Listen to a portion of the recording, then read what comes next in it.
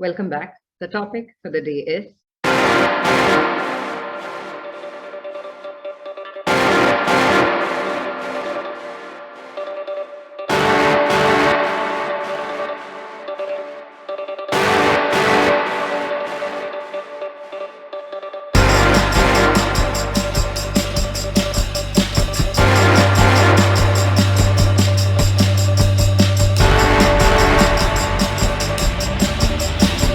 Now, the first type of ratios that we will be learning are the profitability ratios.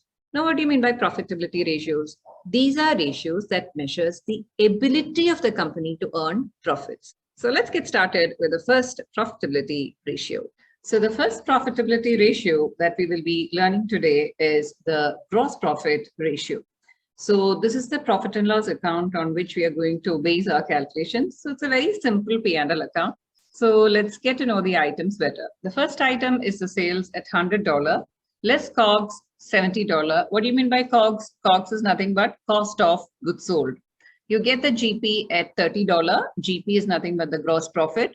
You reduce the SG&A expenses. What do you mean by the SG&A? It's nothing but the selling, general, and administration expenses. You reduce $7 to get the earnings before interest and tax. That's the EBIT. You get it at $23. So all the short forms I have written as a footnote. And you reduce the interest $4, reduce the tax $2, and you get the net profit at $17. Now we will calculate the gross profit ratio. What is the formula for gross profit ratio? It is given by gross profit divided by sales into 100. So what we are trying to find out is what is the percentage of sales that we get in our hands after meeting the production expenses. Now, cost of goods sold is nothing but the production expenses, and selling, general, and administration expenses are the non-production expenses like the accountant's salary, the HR department expenses, the office rent, the advertisement expenditure. Anything which is not related to the production are grouped under the selling, general, and administration expenses. So here we are going to find out what is the percentage of sales that we get in our hands after meeting the production expenses. So we will get into the calculation. It is 30, that's the gross profit, and sales is 100 multiplied by 100 to express as a percentage. So we get the GP ratio as 30%.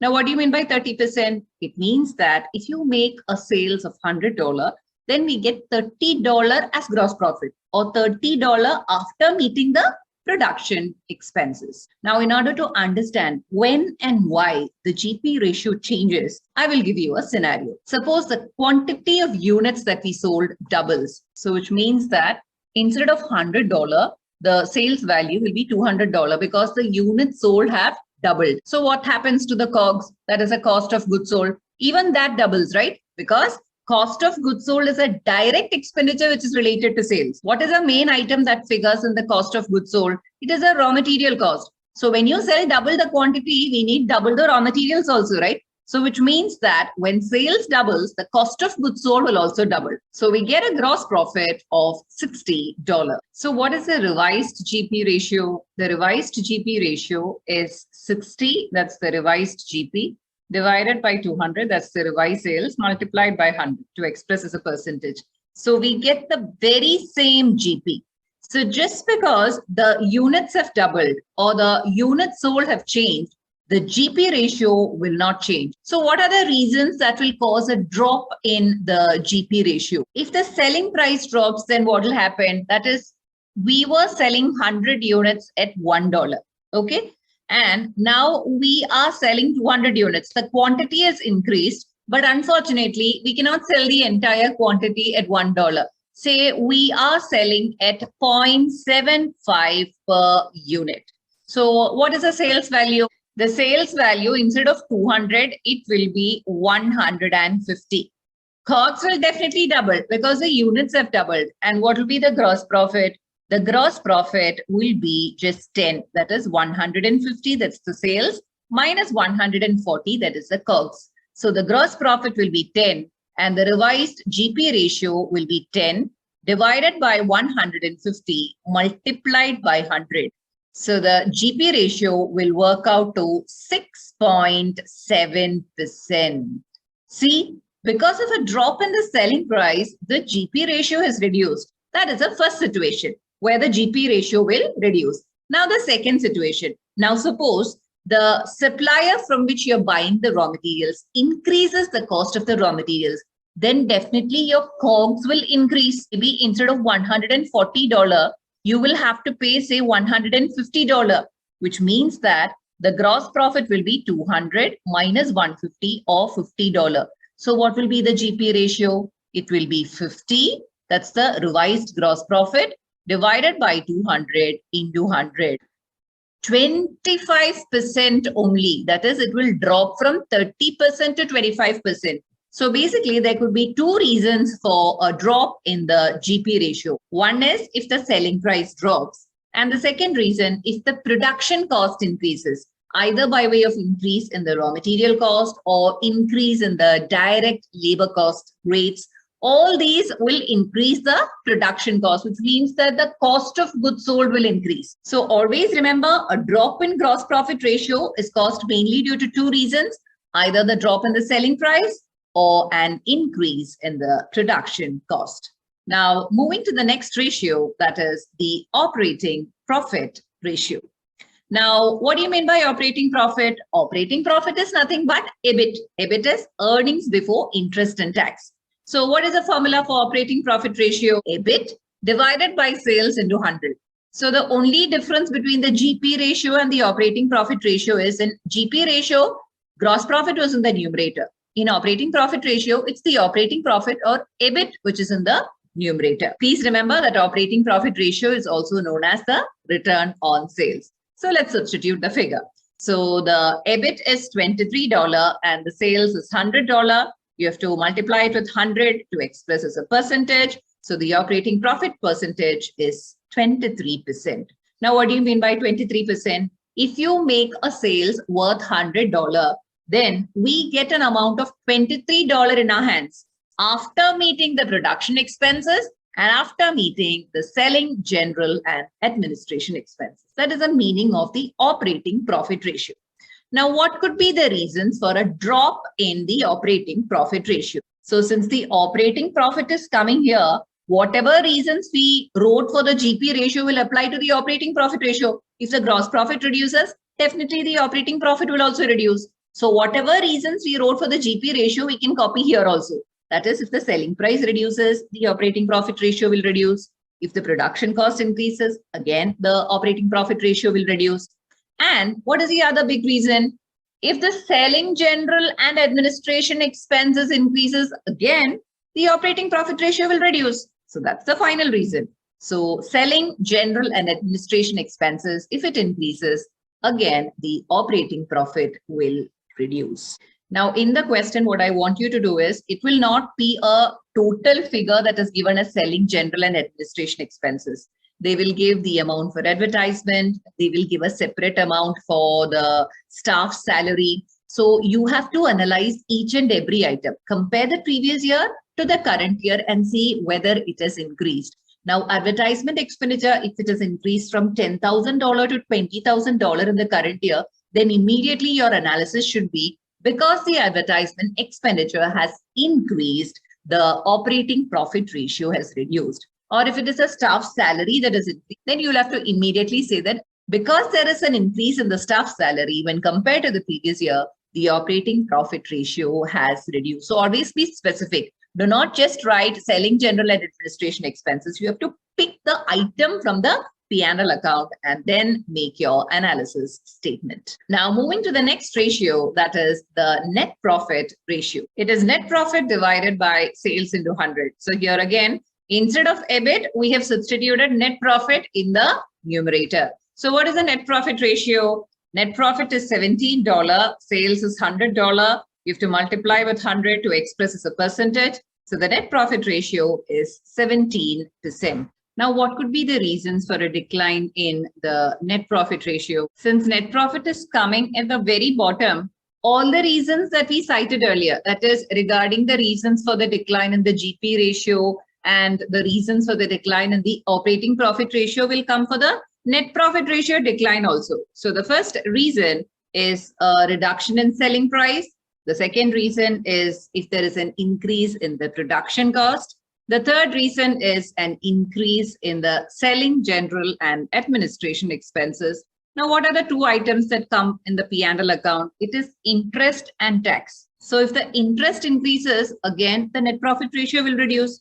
If the tax rate increases, again, the net profit ratio will reduce. So those are the 2 points that we have to add additionally. So an increase in the interest expense and an increase in the tax expense will also lead to a reduction in the net profit ratio. Now, moving to the next ratio, it is the return on capital employed. It is given by the formula EBIT, that's the earnings before interest and tax, divided by capital employed into 100.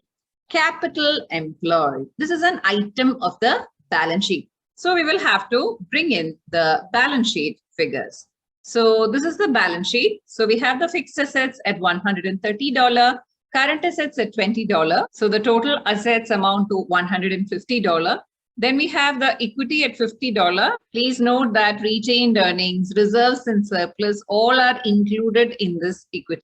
I have not shown it separately. So always put in mind that in the balance sheet or in the statement of financial position, if retained earnings, reserves and surplus are given as a separate figure, always add it to the equity. So then we have a debt and the interest rate is 5% and the amount of debt is $90 and we have the current liabilities at $10. So the total liabilities is also $150. Now coming back to the return on capital employed. In simple words, it is the return that we get on the capital. So what is a capital employed? Now capital employed can either be our own funds, which is the equity, or it can be the borrowed funds, which is the debt. So what is the total capital employed? Total capital employed is always equity plus the long-term debt. So 50 plus 90. So we have the capital employed at $140. And what is EBIT? EBIT is $23. So we substitute the figure 23 divided by 140 into 100, we get the return on capital employed as 16%. Now, what do you mean by 16%? If capital invested in the company is $100, then the company can generate a return of $16. That is the meaning of the 16%. How much return does the business give for the capital employed? So that's 16%.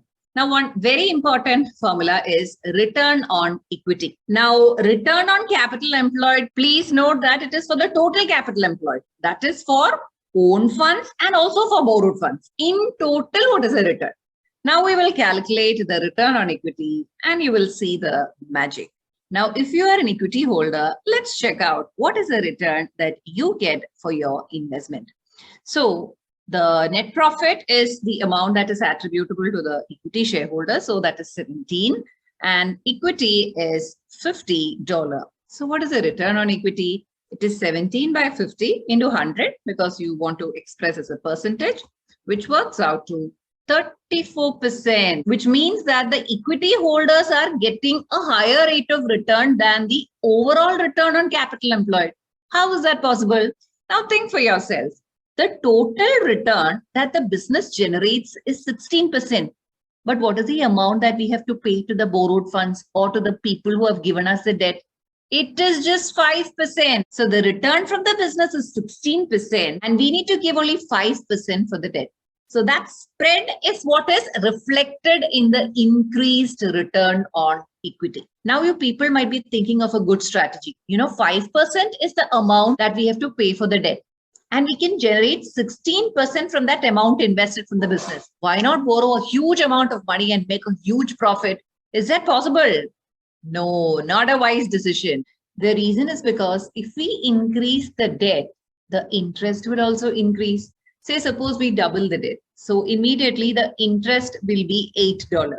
And suppose there is a recession and we are not even able to make this $23 as operating profit. Say the operating profit works out to only $7. Then what will happen? This interest payment is a compulsory payment.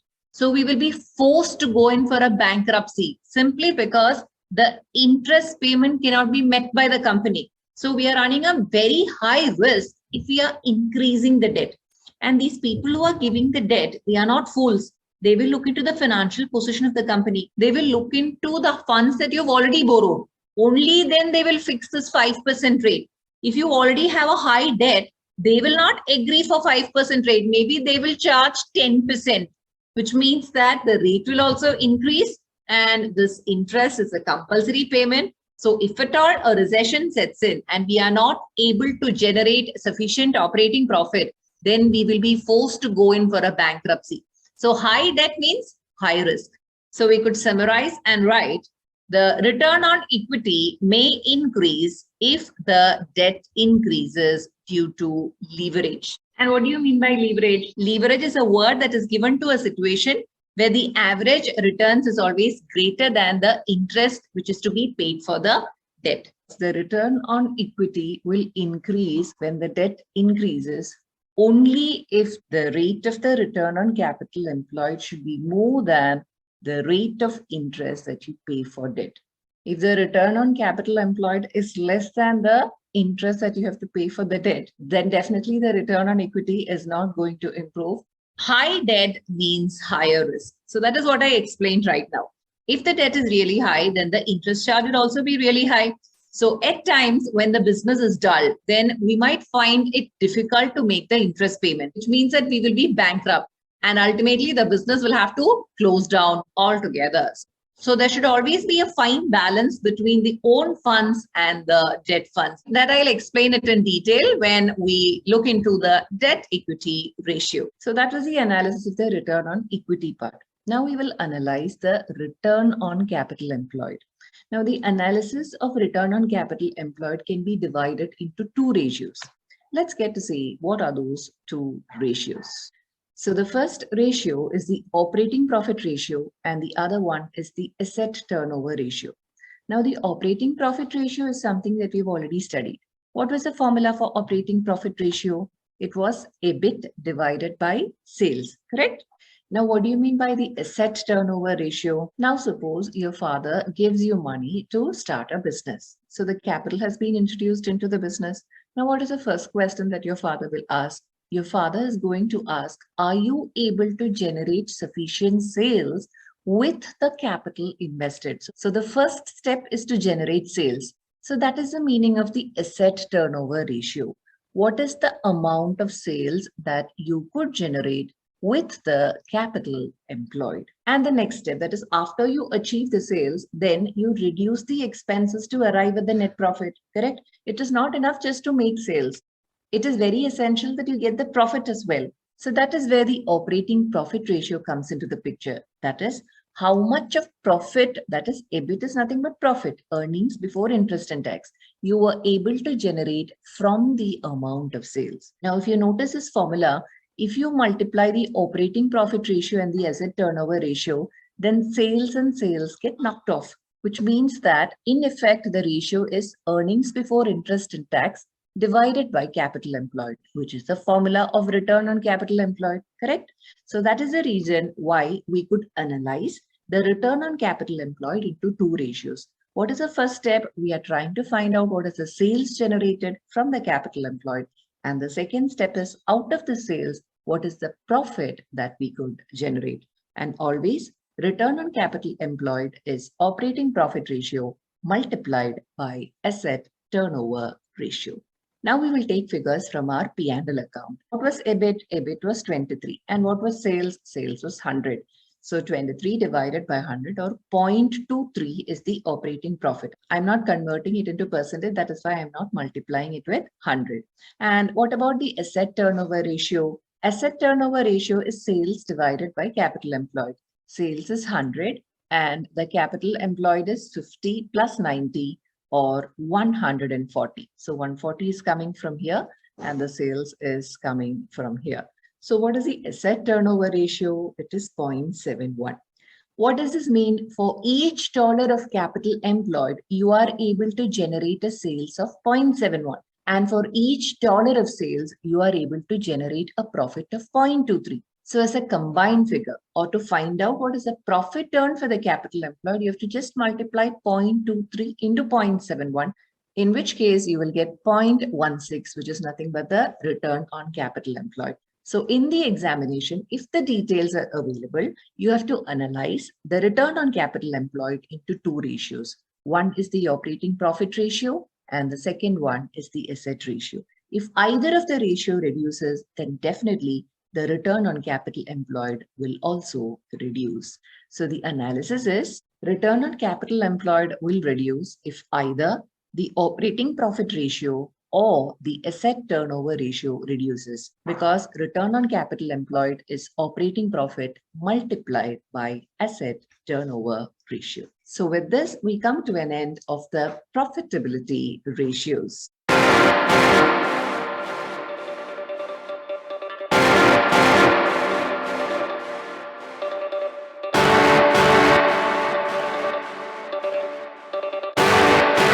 Now, the second type of ratios that we have to learn are the liquidity ratios. Now, what do you mean by liquidity? Liquidity in simple terms means, do you have cash when you need it in the short run?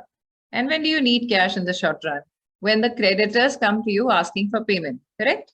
So the first ratio that we will be learning is the current ratio. Now, the formula for current ratio is current assets divided by current liabilities. So the current assets is 20 and the current liabilities is 10. That is 20 divided by 10, that is 2:1. What does this mean? For every dollar of current liability, we have got $2 of current assets. Now, what do you mean by current assets? Examples of current assets are cash, debtors, and stock. And examples of current liabilities are creditors. Now, the current ratio is 2:1. Now, what does it mean? It simply means that in the short run, we will get $2 and we need to pay only $1 in the short run to the creditors. So this company is very safe because for every dollar of current liability, we have got $2 worth of current assets. Now, this is a very safe scenario. Even if for each dollar of current liability, if we have $1 of current assets, that also may be sufficient for certain companies, because if the debtors make prompt payment, then we can immediately give that amount to the creditors. So even if the ratio is 1:1, it is fine. It depends based on the industry in which the company operates. So the ideal current ratio could be 2:1, or it could also be 1:1 depending on the industry. But it should never be 0.5:1. That is, current assets should not be less than the current liabilities. So as an analysis, we could write, if the current ratio is less than 2, that is the first kind of companies where 2:1 is considered as a safe ratio. Or if it is less than 1. For the second type of companies where even 1:1 ratio is okay. So, but if it is less than 2:1 or 1:1, depending on the industry, then the company will be having liquidity problems. So we have to always look into the current ratio to know whether the company is experiencing liquidity problems. Now, I said that the main examples of current assets are cash, debtors, and stock. Now, cash is a very liquid asset. We already have the cash in our hands. Now, debtors also, since they've already bought our goods, we can ask them for the payment. But consider the last item, stock. Now, suppose the demand of our product falls in the market, then we cannot force anyone to buy our goods. So stock is one item which is not very liquid. So in order to get a correct picture of the liquidity position of the company, it is ideal that we eliminate the stock from the current assets in the numerator.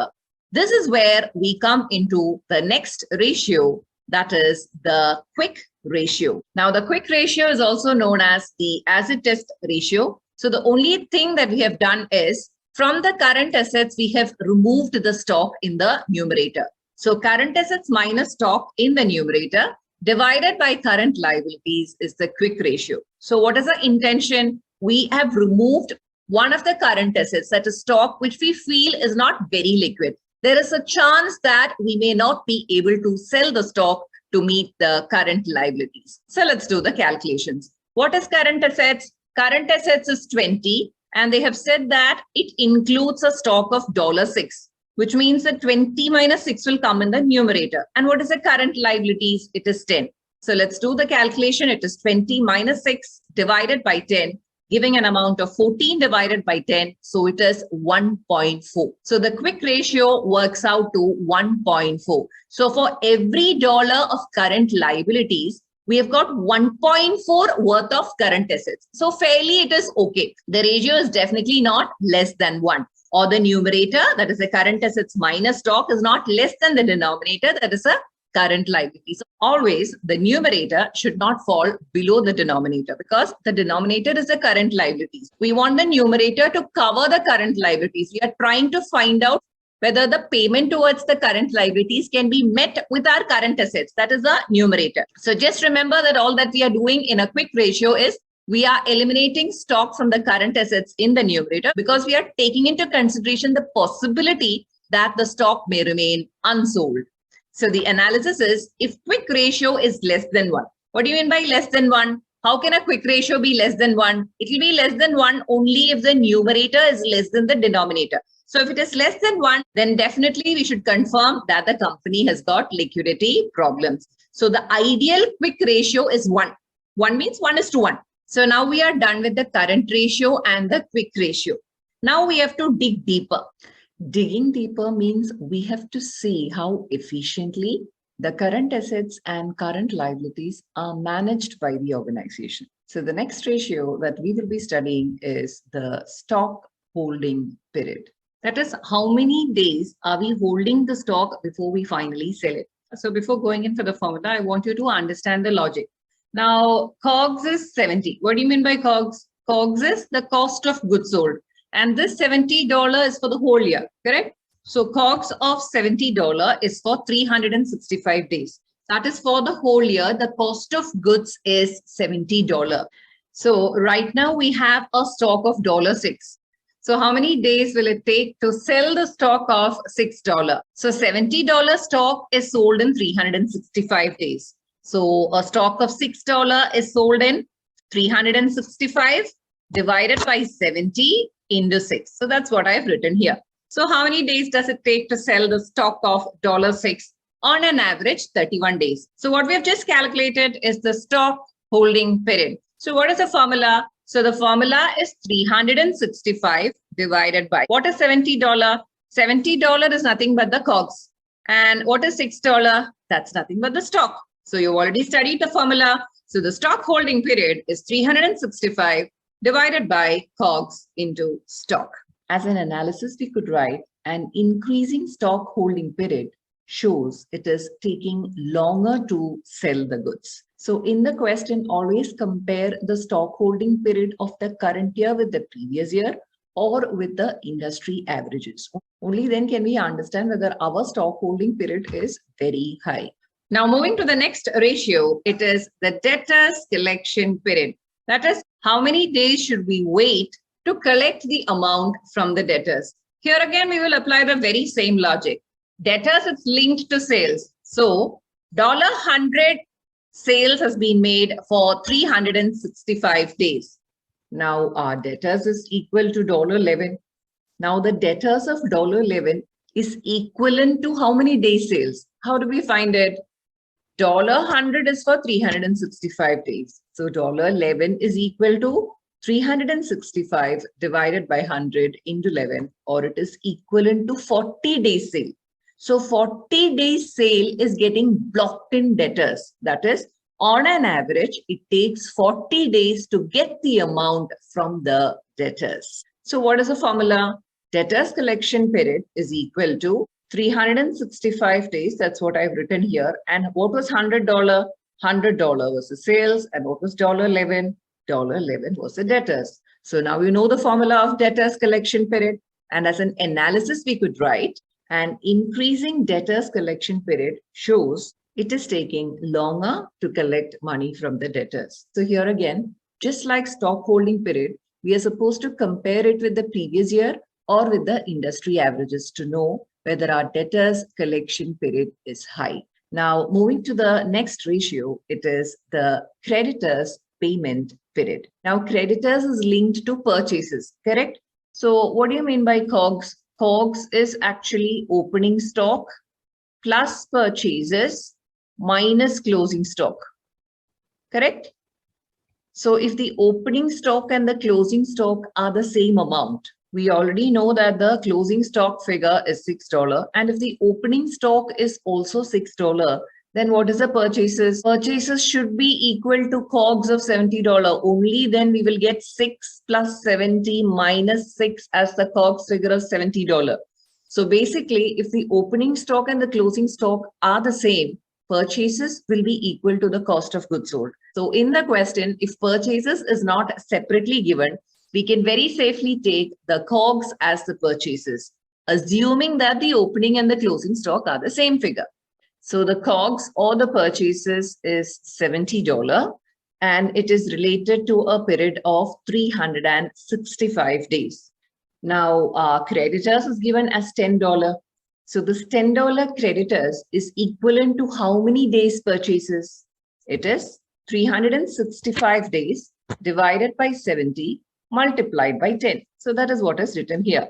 So it is equivalent to how many days? It's equivalent to 52 days, which means that we are making payment to creditors on an average after 52 days. So what is the formula for the creditors payment period? It is 365 divided by $70, which is the COGS, multiplied by $10, which is the creditors. So you know the formula of creditors payment period.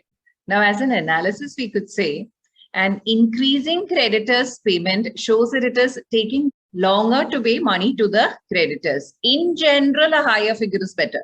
We want to delay the payment to the creditors. That is good. But the problem is a high figure may suggest liquidity problems. That is because we have got insufficient cash. That could be the reason for delaying the payment to creditors. And basically, if you delay the payment to the creditors, it might affect the relationship with the creditors. That is, later on, they will not provide the raw material because we are not making the payment within the credit period. So these are the 5 ratios that we have to study for analyzing the liquidity of the company. The first 2, that's the current ratio and the quick ratio. We are trying to find out whether the current assets are sufficient to cover the current liabilities. And the other 3 ratios are relating to the timing. That is the collection time and the payment time. And we have to always compare it with the previous figure or the industry averages to confirm whether it is good or bad. So that's the end of the liquidity ratios.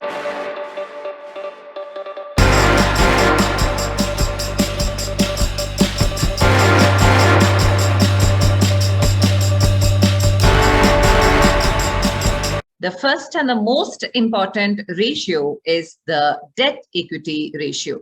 That is, I already stated that we should not borrow a heavy amount from outside because it increases the risk of the company. Now, the formula for the debt equity ratio is debt divided by equity. Very simple. Just as the name indicates, debt equity ratio is debt divided by equity. Now, this ratio is also known as the capital gearing ratio. It's also known as the leverage, the financial leverage ratio. Now, we will get into the calculation. What is the debt in our case? It is 90. What is the equity? It is 50. So 90 divided by 50 or 1.8 is the debt equity ratio. This is a fairly okay ratio because the debt equity ratio usually 2:1 is considered ideal. That is, for every dollar of equity, you can borrow twice the amount. So in this case, for every $1 of equity, we have borrowed only $1.8 of debt. So it is fairly okay because you could go up to $2. You could borrow up to $2, but we have not borrowed up to $2. We have borrowed up to only $1.8. Now, this 2:1 ratio, it can change depending on the industry. It's not a hard and fast rule that the ideal debt equity ratio is 2:1. So depending on the industry, there could be minor fluctuations. So always any ratio, you have to compare it with the previous year or you have to compare it with the industry average. That's the best method to find out whether that particular ratio is good or bad. Now, a high debt equity ratio increases the risk. As in when we borrow more money, then definitely the company is at a higher risk. Now, moving to the second ratio, it is the interest cover. It is given by the formula EBIT divided by interest. So what is EBIT? EBIT is 23 and interest is 4. So it's 23 divided by 4 or 5.75 times. This means that the income that we are generating is more than 5 times the interest that we have to pay. It's a very safe ratio. Ideally, interest cover of greater than 4 is considered very safe. But here again, it depends on the industry. So the analysis is a reduction in interest cover. That is, if it is not 5.75, say it is just 1 time. That is, EBIT is just sufficient to cover the interest. So if at all there is a fall in the demand, then definitely we will not be able to pay our interest. So a reduction in the interest cover shows that the company is facing an increased risk to meet the finance payments. Finance payments is nothing but the interest. Now, moving to the last and the final ratio, it is dividend cover. Now, what is the formula for dividend cover? It is net profit minus the preference dividend divided by common dividend. What do you mean by preference dividend? Preference dividend is a dividend which is to be given to the preference shareholders. They are getting a preference over the normal shareholders. So in this particular case, there is no preference dividend. So what is a dividend cover? The net profit is 17 and preference dividend is 0. And the common dividend, it is $5. So it is 17 minus 0, the whole divided by 5. So it is 3.4 times. This is just like interest cover. How many times is the net profit covering the dividend? 3.4 times. So analysis is a reduction in dividend cover shows that the company is facing increased risk to meet the dividend payments. So as and when this ratio reduces, we are facing an increased risk because we will not be able to pay the dividend to the equity holders. So that's it. We are done with the formulas. Now let's look into the main limitations of ratio analysis. The first limitation is it represents the position at one point of time. We are getting information about the financial performance of the company only at the end of the year. So we don't know what happened in between. Now, the second limitation is window dressing. What do you mean by window dressing? It is manipulation of financial statements to show more favorable results. Now, how can we manipulate the financial statements? As an example, we could say they will print sales invoices at the end of the year, which means that the sales will increase and correspondingly the profit will also increase. And at the beginning of the next year, they will issue a credit note and reverse all the sales. So that is the meaning of window dressing. Because of the possibility of window dressing, the ratios calculated on the financial statements may not be reliable.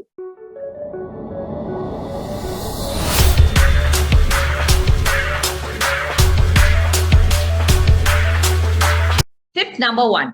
In the question, they would have given the sales of year 1 is $100 and sales of year 2 is $90. So what the students usually write is there is a 10% drop in sales. In this particular case, yes, there is a drop of 10% in sales because the sales has dropped from $100 to $90. That is true.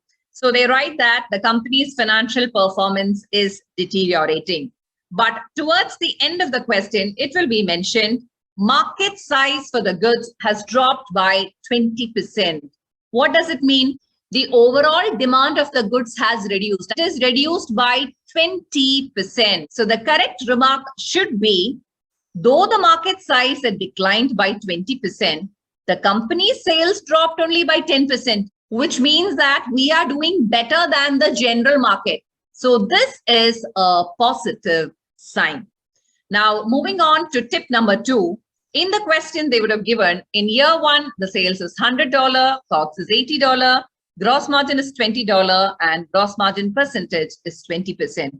And in year 2, the sales again at $100 minus COGS $70. If you see here, the cost of goods sold has reduced. Gross margin is $30 and gross margin percentage has improved to 30%. So usually the students write, gross margin percentage has improved, correct? It has improved from 20% to 30%. Hence, the company's financial performance is improving. But towards the end of the question, they would have mentioned this point.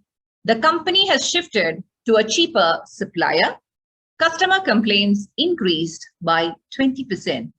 What does this mean? It is because the company has shifted to a cheaper supplier that the COGS has reduced. But because we have shifted to a cheaper supplier, it looks as if the quality of the raw materials is bad.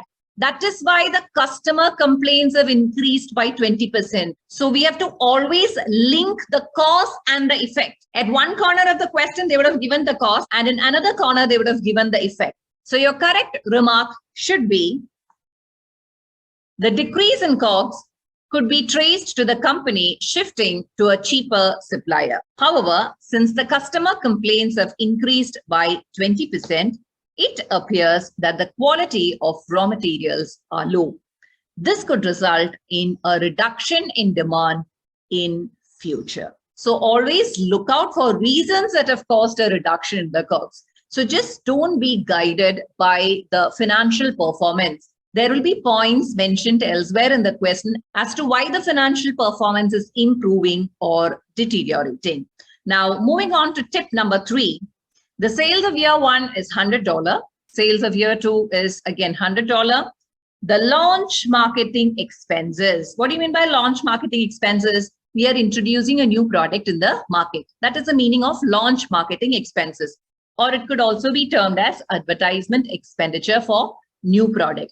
It amounts to $20. Now, because of this launch marketing expenses, sometimes in year 2, it would have resulted in a loss. So usually the students write, the company has incurred heavily in advertisement, which has resulted in loss. But always note that launch marketing expenses is a one-time affair. And do you think when you advertise itself, the customers will come running and purchase your products? It will take time. So your correct remark should be, the launch marketing expenses are done only in the year of launch and will not recur next year. Though the sales have not picked up in the current year, there is a high likelihood that the effect of the advertisement will be felt in the coming years. The effect of the advertisement may not be felt in that particular year itself. It will be felt in the next year and in the coming years. Hence, it is too early to comment that the advertisement expenditure is an indicator of poor financial performance. Whenever you attempt a question concerning the ratio analysis, read the question completely and pick out points from the question which will give indication as to why a particular expense or income has increased or reduced. So always try to find out the causes of that financial performance and then comment based on your logic. Let's have a recap before we wind up.